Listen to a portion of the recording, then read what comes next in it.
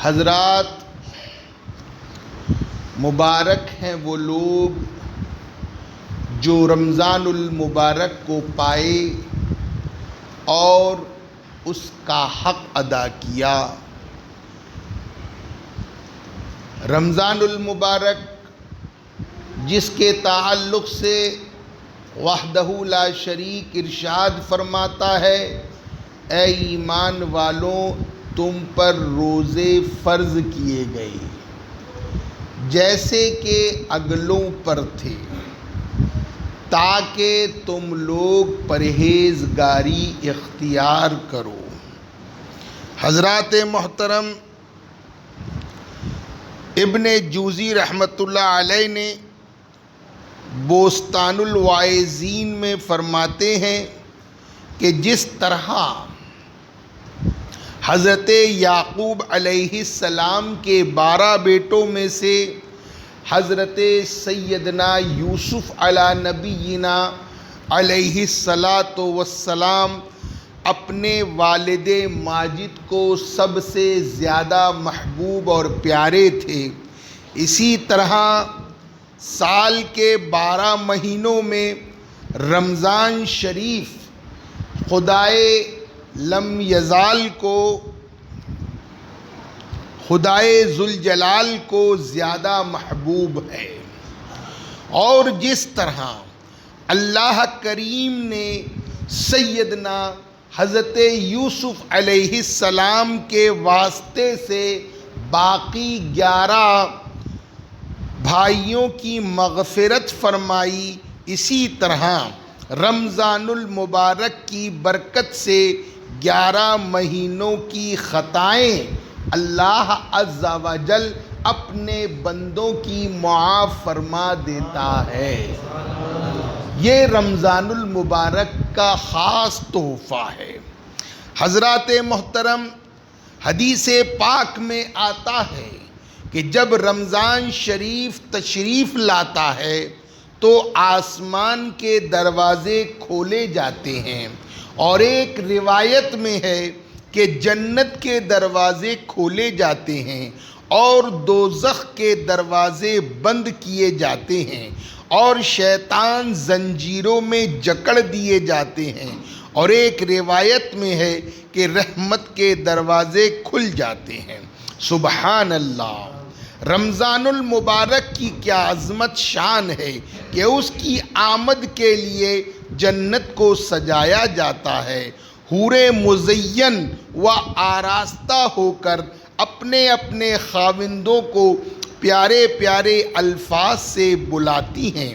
حضرت سیدنا عبداللہ بن عمر رضی اللہ تعالیٰ عنہما سے روایت ہے کہ آقائے نامدار، مدینے کے تاجدار، روحی فدا صلی اللہ علیہ وسلم نے ارشاد فرمایا، بے شک جنت ابتدائے سال سے آئندہ سال تک رمضان شریف کے لیے آراستہ کی جاتی ہے۔ فرمایا، جب پہلا دن آتا ہے تو جنت کے پتوں سے عرش کے نیچے ہوا سفید، عرش کے نیچے ہوا سفید اور بڑی آنکھوں والی حوروں پر چلتی ہے، تو وہ کہتی ہیں، اے پروردگار، اپنے بندوں سے ہمارے لیے ان کو شوہر بنا جن سے ہماری آنکھیں ٹھنڈی ہو اور ان کی آنکھیں ہم سے ٹھنڈی ہو۔ حضرات محترم، روزہ دار کے لیے حوریں تمنا کرتی ہیں، جو روزہ دار ہوتا ہے حوریں ان کے لیے تمنا کرتی ہیں، اے اللہ، روزہ دار کو ہمارا خاوند بنا۔ پھر دوسری فضیلت رمضان المبارک کی، رمضان المبارک کی ہر رات میں منادی آسمان سے طلوع صبح تک یہ ندا کرتا رہتا ہے، اے خیر کے طلبگار تمام کر اور خوش، اور اے برائی کے چاہنے والے رک جا اور عبرت حاصل کر، کیا کوئی بخشش مانگنے والا ہے کہ اس کی بخشش کی جائے؟ کیا کوئی توبہ کرنے والا ہے اس کی توبہ قبول کی جائے؟ کیا کوئی دعا مانگنے والا ہے کہ اس کی دعا قبول کی جائے؟ کوئی سوالی ہے کہ اس کا سوال پورا کیا جائے؟ اللہ بزرگ و برتر رمضان شریف کے ہر رات میں افطار کے وقت 60,000 گنہگار دوزخ سے آزاد فرماتا ہے۔ اور جب عید کا دن آتا ہے تو اتنے لوگوں کو آزاد فرماتا ہے جتنے تمام مہینے میں آزاد فرماتا ہے۔ 30 مرتبہ 60,000 کو آپ ضرب دیتے ہیں۔ حضرات محترم، یہ مہینہ کتنا عظیم مہینہ ہے کہ رات ہوتے ہی منادی پکارتا ہے کوئی طلبگار جس کو عطا کیا جائے، ہے کوئی ضرورت مند کہ جس کی ضرورت کو پورا کیا جائے، ہے کوئی گنہگار جس کے گناہوں کو معاف کیا جائے، کوئی شفا کا طلبگار ہے، کوئی رزق کا طلبگار ہے، کوئی قرض کا ادا کرنے کا طلبگار ہے۔ جو لوگ رمضان المبارک میں راتوں میں جاگ کر دعائیں مانگتے ہیں، اللہ عز و جل ان کی دعاؤں کو قبول فرماتا ہے۔ حضرات محترم، رمضان المبارک کی آخری رات میں امت کی بخشش کی جاتی ہے۔ عرض کیا گیا یا رسول اللہ صلی اللہ علیہ وسلم، کیا وہ شب قدر ہے؟ فرمایا نہیں، لیکن کام کرنے والے کا اجر پورا دیا جاتا ہے جبکہ وہ اپنا کام ختم کرتا ہے۔ کام ختم کرنے سے مراد یہ ہے کہ رمضان المبارک میں روزے رکھے، تراویح و تسابیح کا اہتمام کرے، قرآن پاک کی تلاوت کرے اور رمضان میں درود استغفار کی کثرت کرے۔ جو اس طرح رمضان المبارک کا حق ادا کرتا ہے، یہ رمضان المبارک گزرنے سے پہلے اللہ عز و جل اس کے تمام گناہوں کو معاف فرما دیتا ہے۔ اور حضرات، کانپ جاؤ، تڑپ جاؤ، لرز جاؤ، کتنی بڑی بات! نبی کریم صلی اللہ علیہ وسلم کی اس حدیث کو سنو کہ جب تم لوگ منبر کے پاس حاضر ہو، سرکار نے کیا فرمایا؟ تم سب لوگ منبر کے پاس حاضر ہو، پس ہم منبر کے پاس حاضر ہوئے۔ یعنی سرکار نے صحابہ اکرام رضوان اللہ تعالی علیہم اجمعین کو اپنی مسجد میں آنے کی دعوت دی اور سب سے کہا، آؤ منبر کے قریب آ جاؤ۔ تمام صحابہ دوڑے اور نبی کریم صلی اللہ علیہ وسلم کے حکم کے مطابق منبر شریف کے قریب پہنچ گئے، یعنی مسجد میں داخل ہو گئے۔ جب حضور اقدس صلی اللہ علیہ وسلم منبر کے پہلے درجے پر چڑھے تو فرمایا آمین۔ جب فرمایا آمین اور جب دوسرے درجے پر چڑھے تو فرمایا آمین، اور جب تیسرے درجے پر چڑھے تو فرمایا آمین۔ جب منبر شریف سے اترے تو ہم نے عرض کی، ہم سے مراد صحابہ اکرام رضوان اللہ تعالی علیہم اجمعین، ارشاد فرماتے ہیں کہ یا رسول اللہ صلی اللہ علیہ وسلم، آج ہم نے آپ سے ایسی بات سنی کہ کبھی نہ سنے تھے۔ فرمایا بے شک حضرت جبرائیل علیہ السلام نے آ کر عرض کی، بے شک وہ شخص دور ہو رحمت سے یا ہلاک ہو جس نے رمضان المبارک کو پایا اور اس کی مغفرت نہیں ہوئی۔ حضرت جبرائیل بد دعا کر رہے ہیں وہ شخص ہلاک ہو جائے یا وہ شخص رحمت سے دور ہو جائے کہ جس نے رمضان المبارک کو پایا اور اپنی بخشش اپنی مغفرت نہیں فرمائی۔ مطلب کیا ہے کہ رمضان کا حق ادا نہیں کیا، روزے نہیں رکھے، تراویح کا اہتمام نہیں کیا، قرآن پاک کی تلاوت نہیں کی، جس طرح وہ عام دنوں کے اندر اپنی زندگی گزار رہا تھا، اسی طرح یہ مہینے میں بھی اپنی زندگی گزار رہا ہے۔ نہ نمازیں ہیں، نہ روزہ ہے، نہ تلاوت کلام پاک ہے۔ ایسے شخص کے لیے حضرت جبرائیل بد دعا کر رہے ہیں کہ وہ ہلاک ہو جائے، وہ مر جائے، اس پر لعنت ہو۔ آپ اندازہ لگائیں، اور بد دعا کرنے والے حضرت جبرائیل امین اور اس پر آمین کہنے والے رحمت للعالمین۔ سوچو، غور و فکر کرو کہ جو وقت میسر ہے، جو دن باقی ہیں، اگر ہم سے کوئی کوتاہی ہو رہی ہے تو اس کوتاہی کو دور کرو، جو چھوٹ رہا ہے اسے اپنا لو اور اللہ کی بارگاہ میں حاضر ہو کر اپنی بخشش کروا لو، نہیں تو لعنت کے مستحق ہو جاؤ گے۔ حضرات محترم، پھر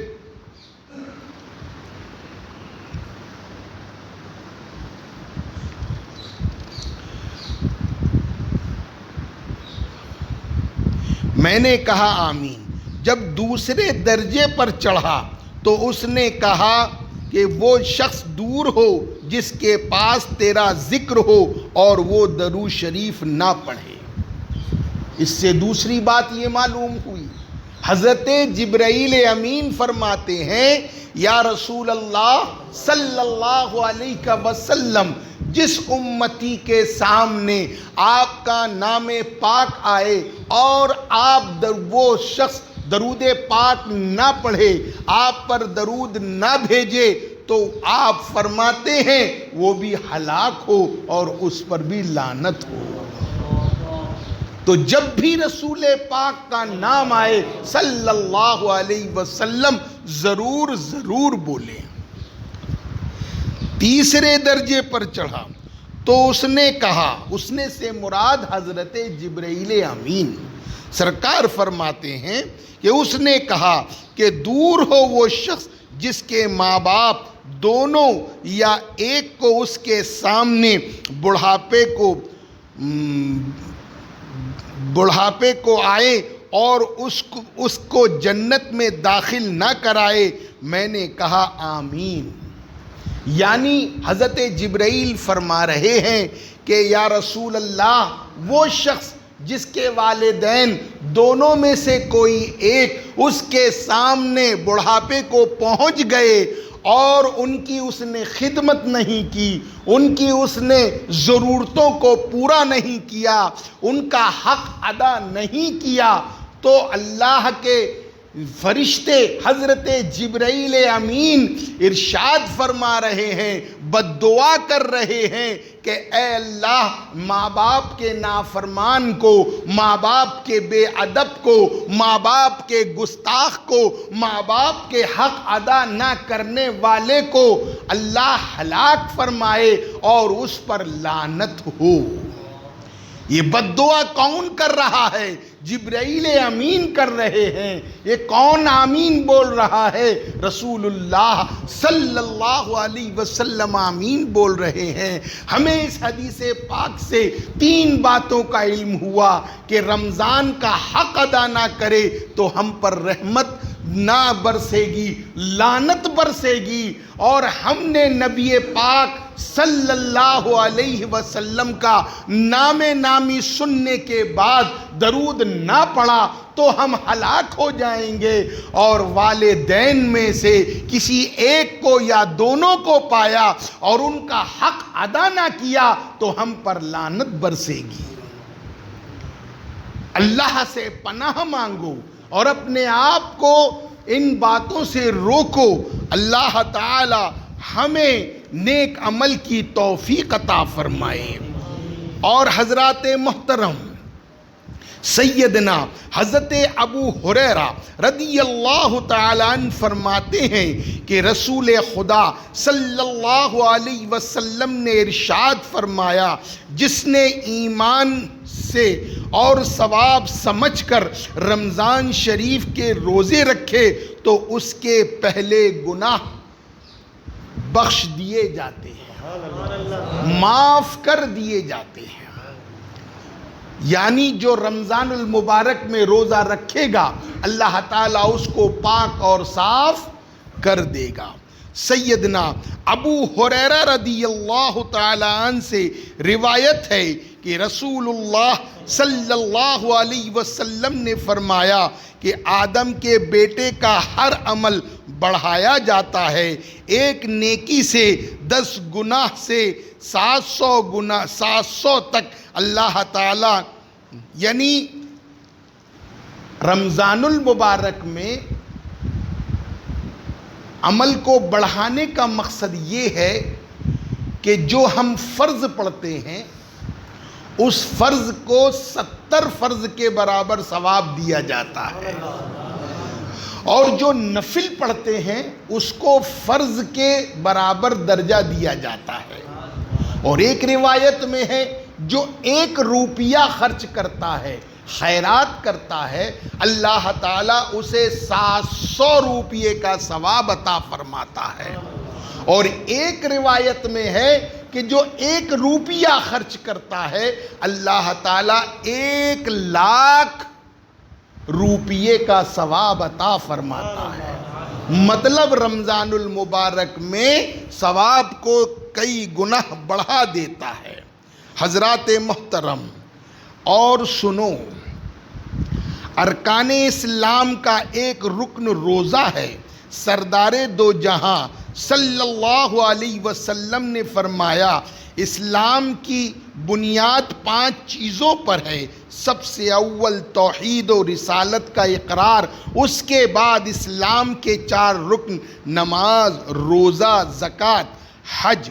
کتنے مسلمان ہیں جو مردم شماری میں مسلمان شمار ہوتے ہیں لیکن ان 4 رکنوں میں سے ایک کے بھی کرنے والے نہیں؟ البتہ وہ سرکاری کاغذات میں مسلمان لکھتے ہیں مگر اللہ تعالیٰ کے دفتر میں وہ کامل مسلمان شامل نہیں ہو سکتے۔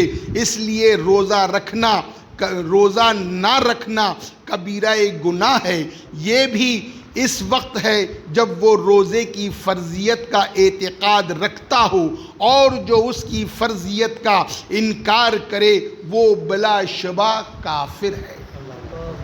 بہت سارے لوگ ایسے ہوتے ہیں جو کمزور نہ ہونے کی بنیاد پر روزہ نہیں رکھتے، یا پھر ان کا ایمان کمزور ہوتا ہے، ان کا دل دماغ دیندار نہیں ہوتا، وہ ٹھیک دنیا دار ہوتے ہیں۔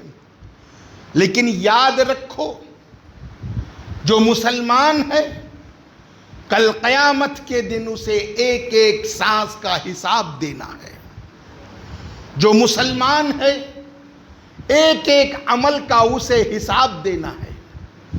یہ رمضان المبارک، خوش نصیب ہیں وہ لوگ جو رمضان کو پاتے ہیں، اور بد نصیب ہیں وہ لوگ جو رمضان کو پا کر رمضان کا حق ادا نہیں کرتے۔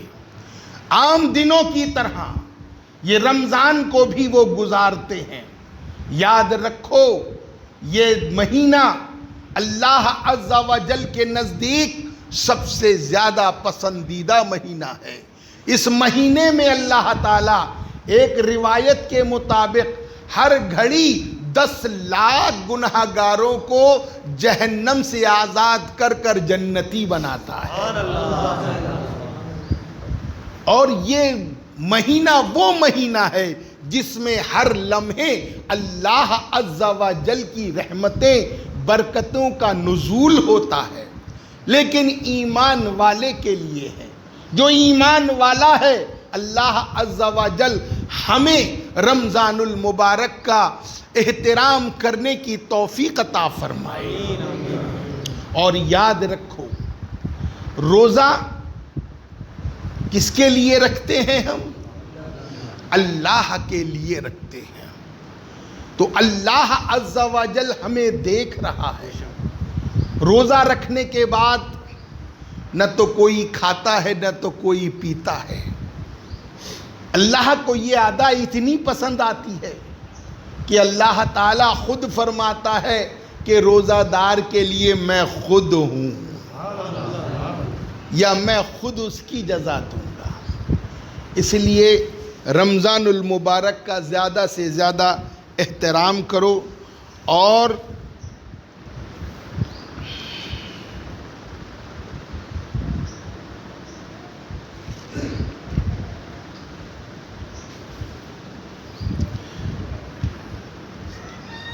اب ایک بات اور سن لیجئے، یوں تو روزہ چھوڑنا ہر حلال چیز سے جائز ہے، مگر تاک کھجوروں سے روزہ افطار کرنا بہت ثواب ہے۔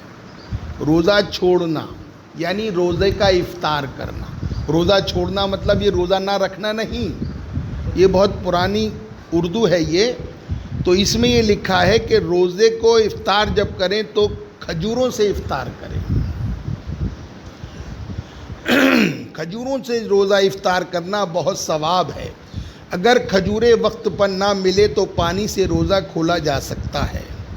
جب ایک تمہارا روزہ افطار کرے تو چاہیے کہ کھجوروں سے افطار کرے، کیونکہ اس میں برکت ہے۔ اگر کھجور نہ پائے تو پانی سے افطار کرے، کیونکہ وہ پاک کرنے والا ہے۔ اب رمضان کے مہینے میں عشاء کے بعد 20 رکعت نماز تراویح کی پڑھیں۔ صحیح مذہب میں سنت موقدہ ہے، اور تمام ائمہ دین اس کے سنت ہونے پر متفق ہیں۔ رافضیوں کے علاوہ کوئی جماعت تراویح کی منکر نہیں ہے۔ محقق علی الاطلاق حضرت عبدالحق محدث دہلوی رحمۃ اللہ علیہ نے اپنی کتاب ما ثبت من سنہ میں بعض کتب فقہ کے حوالے سے لکھا ہے کہ اگر کسی شہر کے لوگ نماز تراویح پڑھنا چھوڑ دیں تو وقت کے امام حاکم کے لیے ضروری ہے کہ وہ ان لوگوں سے جنگ کرے۔ بعض فقہ کی کتابوں میں مذکور ہے اگر اہل شہر تراویح پڑھنا چھوڑ دیں تو امام حاکم اس پر ان سے جنگ کرے۔ حضرات محترم، اللہ تعالی ہمیں آپ سب کو نیک عمل کی توفیق عطا فرمائے۔